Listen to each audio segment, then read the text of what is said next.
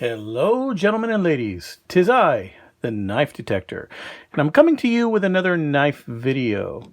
I need your help with this one, guys. What I have here in front of me is a mystery knife. But before I get into that, those of you that are new to my channel, I want to thank you for checking out my channel.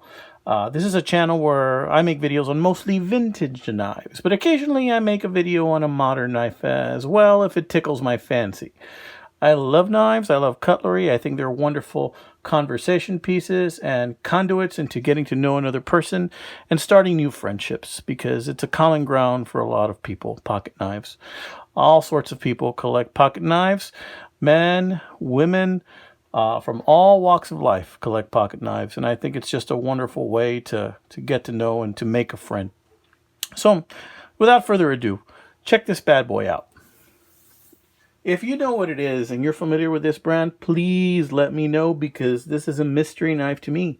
This is one of those famous impulse buys of mine. I saw this and I saw the classic design and I thought, wow, look at those brass bolsters. Look at that handle. It looks like a buck 110, or it isn't. It looks like a Schrade LB7, but it isn't. And I'm thinking to myself, what is this knife, right? I saw this nice nail nick here that looks really straight, and it's reminiscent of a lot of Japanese knives, right? I saw the steel, and the steel itself looks like it might even be Japanese steel, like from an old Seki knife. And I noticed that somebody really tried to polish out some of these dents, and kind of, it doesn't look fantastic, the work they did, but it looks like somebody tried to really polish off some nicks and dents on this knife. But I still like the shape of the blade, guys. It's a traditional clip point blade. Let me get a little closer so you can see. You can see here somebody really tried to polish out those bumps or nicks that this thing had. Check it out. It's not as thick as a buck 110. See? It's got a lot of similarities, though. The way it's put together, you know, it kind of tells me maybe it's a handmade knife. But check out the emblem. The emblem says RK. And it's got, I don't know what they are, if they're flags or swords or golf clubs on there. I don't know what RK is. I did a little bit of research, and there is a knife company out in Arizona called RK Knives. But their knives look nothing like this one. It's a pretty cool website, actually. It's got a nice lady who owns a company and pictures of her walking on the beach. And in that website, she talks about her story and her love of knives since she was a little girl. And she owns the company. She bought the company.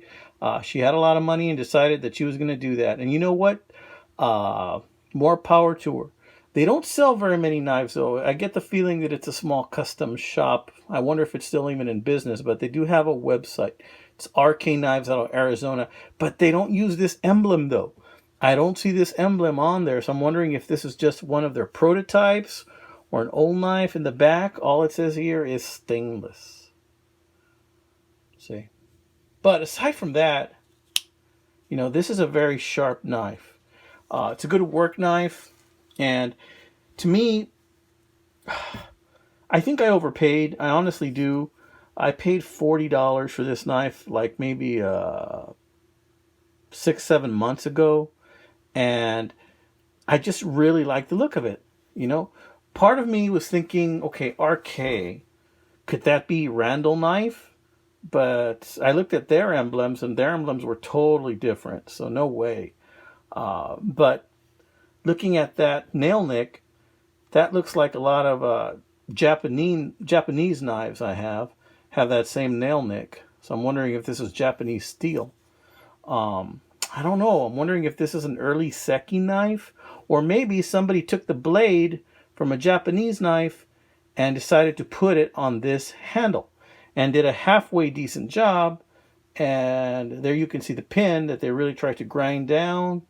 Here's the pin. It's got some hammer marks in there, like somebody tapped it down to try and tighten it to the blade.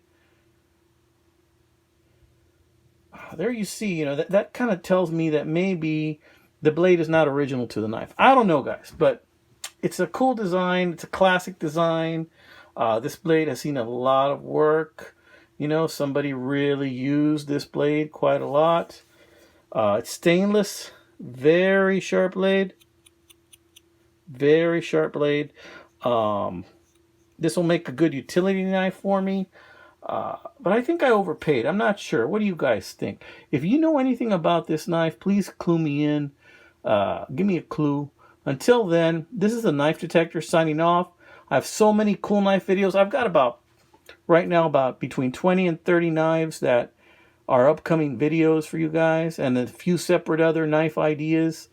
One of the things I did recently is I found an old leather holster, actually the first leather that I worked on, and I made a holster out of it just when I was first starting my little leather hobby.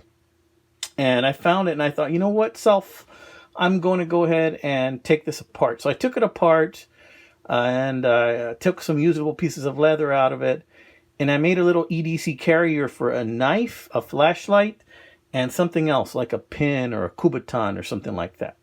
And that's kind of like my EDC when I'm not at work, when I'm just tooling around on the weekend or on a road trip with the family. That's what I've been using. So that's another upcoming video I have. You know, it's not really pretty because it has a couple of holes in it where I had rivets, but I just decided I'm going to reuse that leather because I didn't have another piece. And I'm going to show you that later on. It'll be another video, maybe next week's video. I don't know. Until then, this is a Knife Detector, guys, saying enjoy your time with your family. Spend time with your loved ones. The weekend's coming up, my friends. God bless you. Take care and stay sharp, friends.